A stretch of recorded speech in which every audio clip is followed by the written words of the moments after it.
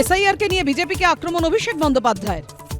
এরা নিয়ে এসছে এসআইআর, মানুষ গণতান্ত্রিকভাবে করবে এদের বিরুদ্ধে এফআইআর। এসআইআর নিয়ে তৃণমূলকে নিশানা শুভেন্দু অধিকারী। सेमीफाइनले एसआईआर থেকে বাদ চলে গেছে 58 লাখ। ये तो पहले झांकी है, अभी काशी मथुरा बाकी है। এসআইআর এ জীবিতকে মৃত বারুইপুরের মঞ্চে 3 ভোটারকে র্যাম্পে হাঁটালেন অভিষেক বন্দ্যোপাধ্যায়। বাংলার মানুষ যাতে ভোটাধিকার প্রয়োগ না করতে পারে এদেরকে মৃত দেখিয়ে দেওয়া হয়েছে। অমিত শাহর সোনার বাংলা মন্তব্যকে পাল্টা আক্রমণ অভিষেকের। সোনার ত্রিপুরা হচ্ছে না কেন, সোনার আসাম হচ্ছে না কেন, সোনার বিহার হচ্ছে না কেন?